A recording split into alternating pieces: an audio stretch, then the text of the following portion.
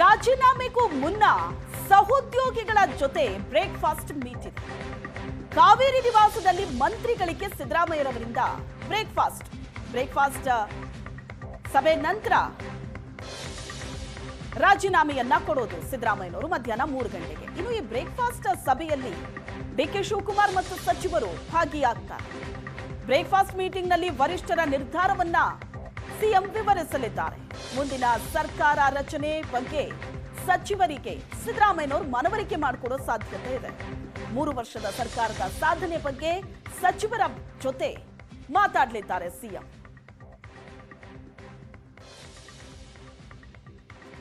ಈ ಬಗ್ಗೆ ಹೆಚ್ಚಿನ ಡೀಟೇಲ್ಸ್ ಅನ್ನ ಕೊಡ್ತಾರೆ ಸುರೇಶ್ ಇದ್ದಾರೆ ನಮ್ಮ ಜೊತೆ ಸಂಪರ್ಕದಲ್ಲಿ. ಸುರೇಶ್, ಸಚಿವರ ಜೊತೆ ಬ್ರೇಕ್ಫಾಸ್ಟ್ ಮೀಟಿಂಗ್ ಇದೆ. ಡಿಕೆ ಶಿವಕುಮಾರ್ ಕೂಡ ಈ ಮೀಟಿಂಗ್ ನಲ್ಲಿ ಭಾಗಿಯಾಗ್ತಾರೆ. ಈ ಮೀಟಿಂಗ್ ನ ನಂತರ ತಮ್ಮ ಆಪ್ತರ ಜೊತೆ ಸಿದ್ದರಾಮಯ್ಯನವರು ಸಭೆ ನಡೆಸ್ತಾ ಇದ್ದಾರೆ ಅಂತ. ಸೊ ಈ ಬಗ್ಗೆ ಏನ್ ಡೀಟೇಲ್ಸ್ ಇದೆ? ಶ್ವೇತಾ, 9 ಗಂಟೆಯ ಸುಮಾರಿಗೆ ಎಲ್ಲ ಸಚಿವರು ಕೂಡ ಸಿಎಂ ಸಿದ್ದರಾಮಯ್ಯನವರ ಸರ್ಕಾರಿ ನಿವಾಸ ಕಾವೇರಿಗೆ ಬರ್ತಾರೆ. ಸಿದ್ದರಾಮಯ್ಯನವರು ಎಲ್ಲ ಸಚಿವರಿಗೂ ಕೂಡ ಒಂದು ಉಪಹಾರ ಕೂಟವನ್ನು ಇಟ್ಕೊಂಡಿದ್ದಾರೆ. ವಿಶೇಷ ಅಂತಂದ್ರೆ ಡಿಕೆ ಶಿವಕುಮಾರ್ ಕೂಡ ಈ ಒಂದು ಉಪಹಾರ ಕೂಟದಲ್ಲಿ ಭಾಗವಹಿಸ್ತಾರೆ. ವಿಶೇಷ ಯಾಕಪ್ಪ ಅಂತಂದ್ರೆ ಸಿದ್ದರಾಮಯ್ಯನವರ ನಂತರ ಸಿಎಂ ಆಗುವಂತಹ ಹಾದಿಯಲ್ಲಿ ಇರುವಂತಹ ಹೆಸರಿನಲ್ಲಿ ಸಾಲಿನಲ್ಲಿ ಮೊದಲ ಹೆಸರಿರುವಂತದ್ದು ಡಿಕೆ ಶಿವಕುಮಾರ್ ಅವರು. ಈ ಹಿಂದೆ ಸಿಎಂ ಸಿದ್ದರಾಮಯ್ಯ ಮತ್ತೆ ಡಿಕೆ ಶಿವಕುಮಾರ್ ಇಬ್ಬರ ನಡುವೆ ಅಧಿಕಾರ ಹಂಚಿಕೆಯ ಹಗ್ಗಜಗ್ಗಾಟ ನಡೀತಾ ಇದ್ದಂತ ಸಂದರ್ಭದಲ್ಲಿ ಹೈಕಮಾಂಡ್ ಸೂಚನೆಯ ಮೇರೆಗೆ ಡಿಕೆ ಶಿವಕುಮಾರ್ ಸಿಎಂ ಸಿದ್ದರಾಮಯ್ಯನವರ ಮನೆಗೆ ಒಂದು ಬ್ರೇಕ್ಫಾಸ್ಟ್ಗೆ ಬರ್ತಾರೆ. ಅದಾದ ಬಳಿಕ ಅದರ ಮರುದಿನ ಸಿಎಂ ಸಿದ್ದರಾಮಯ್ಯನವರು ಡಿಕೆ ಶಿವಕುಮಾರ್ ಅವರ ಮನೆಗೆ ಬ್ರೇಕ್ಫಾಸ್ಟ್ಗೆ ಹೋಗ್ತಾರೆ. ಅಂದ್ರೆ ಇಬ್ಬರ ನಡುವೆ ಒಂದು ಸೌಹಾರ್ದತೆಯನ್ನು ಮೂಡಿಸುವಂತಹ ನಿಟ್ಟಿನಲ್ಲಿ ಹೈಕಮಾಂಡ್ ಮಾಡಿದಂತ ತೀರ್ಮಾನ ಅದು. ಅದೇ ರೀತಿ ಇವತ್ತು ಕೂಡ ಸಿಎಂ ಸಿದ್ದರಾಮಯ್ಯನವರು ತಮ್ಮ ಅಧಿಕಾರ ತ್ಯಾಗಕ್ಕೂ ಮುಂಚೆ ಏರ್ಪಡಿಸಿರುವಂತಹ ಈ ಒಂದು ಉಪಹಾರ ಕೂಟಕ್ಕೆ ಎಲ್ಲ ಸಚಿವರ ಜೊತೆ ಡಿಕೆ ಶಿವಕುಮಾರ್ ಕೂಡ ಇರ್ತಾರೆ. ಇದಾದ ಬಳಿಕ ಈ ಒಂದು ಉಪಹಾರ ಕೂಟ ಆದ ಬಳಿಕ ತಮ್ಮ ಆಪ್ತರ ಜೊತೆ ಸಿಎಂ ಸಿದ್ದರಾಮಯ್ಯನವರು ಒಂದು ಸೌಹಾರ್ದ ಕೂಟ ಅಂದ್ರೆ ಒಂದು ಸಣ್ಣ ಸಭೆಯನ್ನು ಕೂಡ ನಡೆಸಬಹುದು. ಆ ಒಂದು ಸಭೆಯಲ್ಲಿ ಎಲ್ಲರಿಗೂ ಕೂಡ ಎಲ್ಲರ ಸಹಕಾರಕ್ಕೆ ಒಂದು ಧನ್ಯವಾದಗಳನ್ನ ಹೇಳುವಂತಹ ಸಾಧ್ಯತೆ ಇದೆ.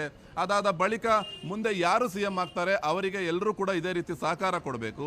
ಸಹಜವಾಗಿಯೇ ಸಿಎಂ ಸಿದ್ದರಾಮಯ್ಯ ರಾಜೀನಾಮೆ ಕೊಟ್ಟ ನಂತರ ಎಲ್ಲ ಸಚಿವರು ಕೂಡ ತಮ್ಮ ಅಧಿಕಾರವನ್ನು ಕಳೆದುಕೊಳ್ತಾರೆ. ಹೊಸದಾಗಿ ಸಚಿವ ಸಂಪುಟವನ್ನ ರಚನೆ ಮಾಡಬೇಕಾಗುತ್ತೆ.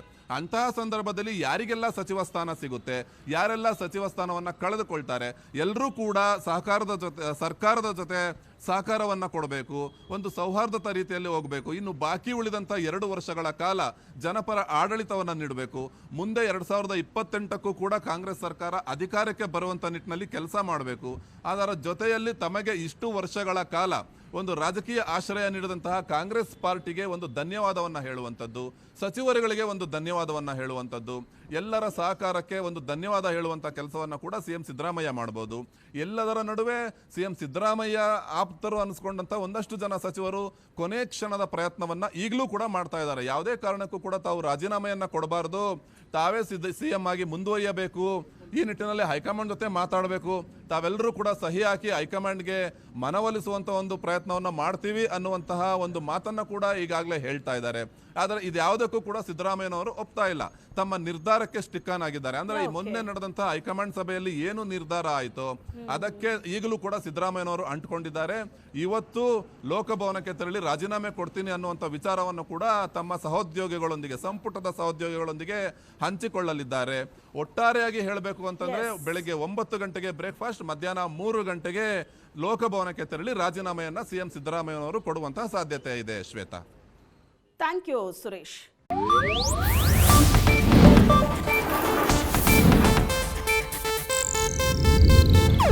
ಇದು ಏಷ್ಯಾನೆಟ್ ನ್ಯೂಸ್ ನೆಟ್ವರ್ಕ್ ಪ್ರಸ್ತುತಿ.